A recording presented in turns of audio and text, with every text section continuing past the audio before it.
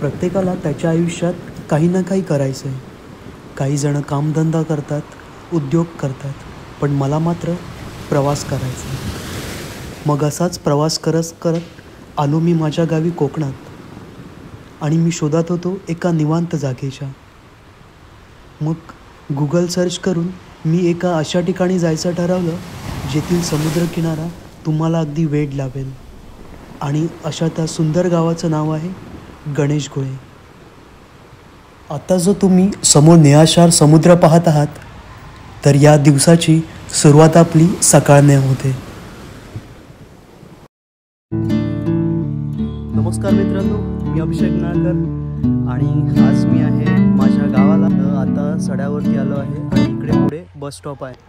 सुट्टीनिमित्त कोकणात गावी आलेलो मी असं ठिकाण शोधत होतो जिथे मी पहिलं कधी गेलोच नव्हतो. आणि गणेशगुळे हे नाव ऐकलं होतं, पण कधी जाण्याचा योग आला नव्हता. पण एकदा तरी या गावामध्ये जावं आणि नक्की काय आहे हे पाहावं म्हणून मी माझी जुनी बाईक काढली आणि निघालो. जातानाच वाटेवरती आपल्याला दिसून येतो तो कोकणातील हा लँडस्केप, तो म्हणजेच माझ्या गावचा बीच. बऱ्याच रील्स व्हिडिओमधून हा भाग पाहिलेला असेल, तर हे ठिकाण गावखडी गावामध्ये आहे आणि रस्त्याला लागूनच हा अफाट असा पसरलेला समुद्र आणि गावखडीचं हे सुरूचं बन. गावखडीचं सुरूचं बन ओलांडल्यानंतर ऐतिहासिक असा पूर्णगडचा किल्ला दुरूनच आपलं लक्ष वेधून घेतो. पुढे गावखडी, पूर्णगड, गावांना जोडणारा पूल आणि त्यानंतर आपण पूर्णगड या गावामध्ये प्रवेश करतो. आज दुपारी हवेत थंडपणा देखील जाणवत होता. पूर्णगड नंतर मेरवी अशी पंचक्रोशीतील गावं घेत मी पोहोचलो गणेशगुळे फाट्यावरती. गणेशगुळे फाट्यावरून पुढे लागतो तो उतरता भाग आणि तो अगदी समुद्रापर्यंत.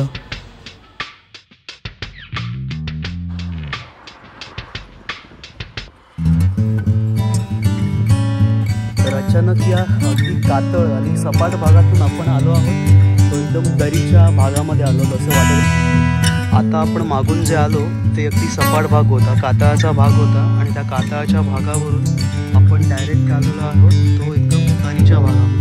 तर या बाजूला आपण बघू शकतोय आणि इकडे पुढेच तो आपल्याला लांबून समुद्रकिनारा दिसतो. वाटेमध्ये आंब्याच्या बागा, छोटे डांबरी रस्ते आणि कोकणातील शेत पाहत पाहत या गणेशगुळे गावातून मी पुढे जात होतो. आणि वाटेमध्ये मला दिसले ते आदित्यनाथाचं मंदिर. तर हे पुरातन मंदिर माझं लक्ष वेधून घेत होतं आणि मी परतीच्या प्रवासामध्ये या मंदिरामध्ये जाण्याचं ठरवलं.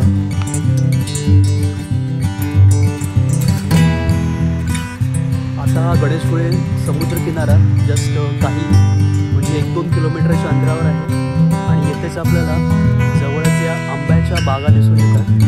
तर आपण जे हापूस आंबे खातो तर ते या अशा प्रकारच्या बागांमधून आपल्याला काढून घेत.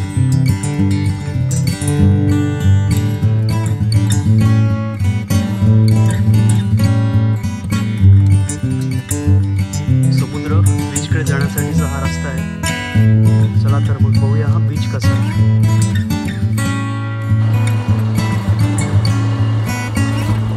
थोड्याच वेळाने मी बीचवरती पोहोचलो. दुपारचे 12 वाजून गेले होते, पण ऊन काही लागत नव्हतं कारण हवेमध्ये थंडपणा होता. बीचला लागूनच सुरूच्या झाडांचे बन आहे आणि या बनात एका बाजूला मी माझी बाईक पार्क केली आणि वाळूमध्ये चालायला सुरुवात केली.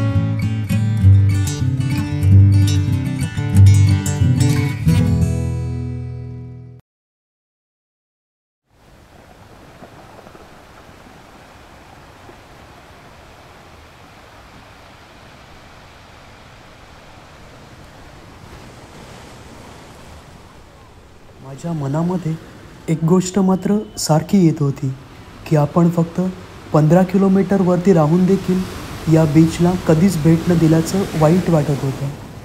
पण असो, आज आपण भेट दिली याचा आनंद मात्र खूपच होता. पांढरीशुभ्र वाळू, सुरूचं बन, गुळगुळीत काहीतरी दगड आणि मध्येच दिसणारे समुद्र पक्षी. वाह, काय नजारा होता.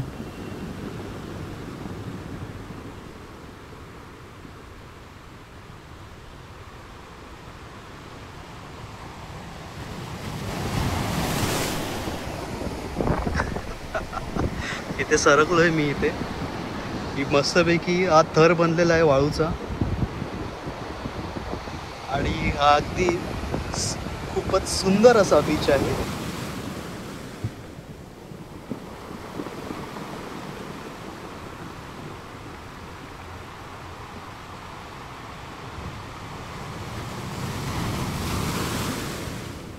या वाळूवरती चालता चालता समोरच असलेल्या भल्या मोठ्या खडकांनी माझं लक्ष वेधून घेतलं आणि त्या खडकांवरून हा समुद्र कसा दिसतो हे पाहण्यासाठी मी त्या दिशेने निघालो.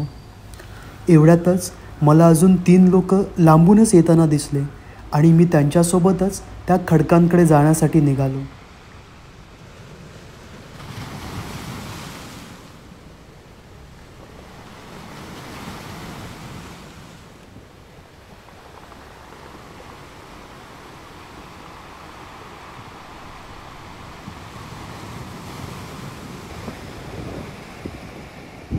बीचच्या या बाजूला आपल्याला हे खूप सारे काळी, तर या काहीतरी दगडांवरून आता आपण वाट काढत काढत पुढे जातोय आणि इथे ही करप आपल्याला थोडीफार दिसून येत आहेत.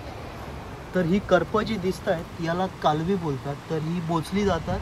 आता ही पूर्ण खराब झालेली आहेत, पण जेव्हा ही ताजी असतात तेव्हा त्यातून एक गर निघतो, त्याला सीफूडच बोलतात आणि ती खाल्ली जातात.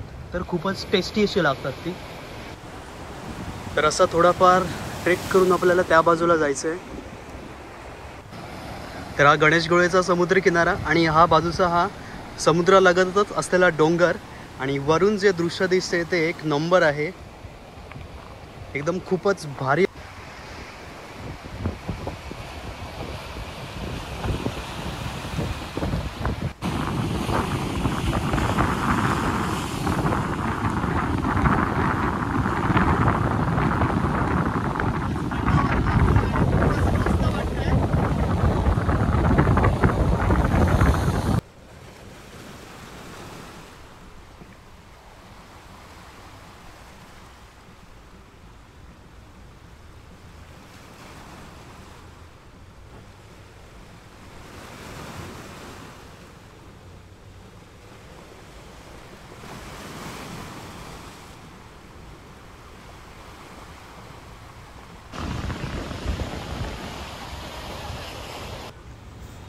आता सुरुवात झाली आहे ती म्हणजे परत फिरण्याच्या प्रवासाची. वाटेमध्ये परत मला ते काहीतरी दगड दिसले आणि मग मी या सुरूच्या बनातून वाट काढत काढत गावामध्ये आलो. कोकणातील या गावामध्ये पर्यटकांसाठी हव्या असलेल्या सगळ्या सोयीसुविधा असल्याचे मला दिसून आलं. जागोजागी राहण्याची खाण्याची उत्तम सोय असलेले फलक लक्ष वेधून घेत होते. या किनाऱ्यावरून पुन्हा गावात आल्यावरती मी ठरवलं थोडा वेळ अजून गाव फिरावा. तेवढ्यात मला दिसलं एक प्राचीन तलाव. तर सुबक अशा दगडात कोरलेलं आणि अगदी रस्त्यालगत असलेलं हे छोटं तलाव माझं लक्ष वेधून घेत होतं. त्यानंतर मी माघारी फिरलो आणि थेट आलो ते आदित्यनाथाच्या मंदिरामध्ये. सपाट चौकोनी भागांमध्ये असलेली ही अशी मंदिरं कोकणात बऱ्याच ठिकाणी पाहायला मिळतात. मंदिरामधील आदित्यनाथाचं दर्शन घेऊन मी मंदिराच्या परिसरात भटकत होतो.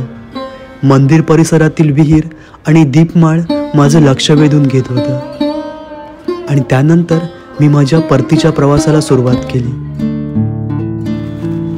शेताच्या बांधावरून जाताना खूपच मजा वाटत होती आणि मनाच्या मनात या ठिकाणाला पावसाळ्यात नक्की भेट देईन असं ठरवलं. तेवढ्यातच लालपरीचं मला पुन्हा दर्शन घडलं. या भेटीच्या दरम्यान एक गोष्ट मला नक्की कळली की आपल्या कोकणामध्ये समुद्रकिनारे तर खूप आहेत, पण प्रत्येक समुद्रकिनारा हा त्याची वेगळी ओळख घेऊन आहे. शेवटी मात्र या गावातील प्राचीन गणपती मंदिर आणि एक ऐतिहासिक वास्तू पाहायचं राहूनच गेलं. तर या सुंदर गावाला पुन्हा एकदा भेट द्यावी आणि त्या वास्तू आणि मंदिर पाहावं असा मनात विचार करून मी या सुंदर आणि शांत या गावाचा निरोप घेतला.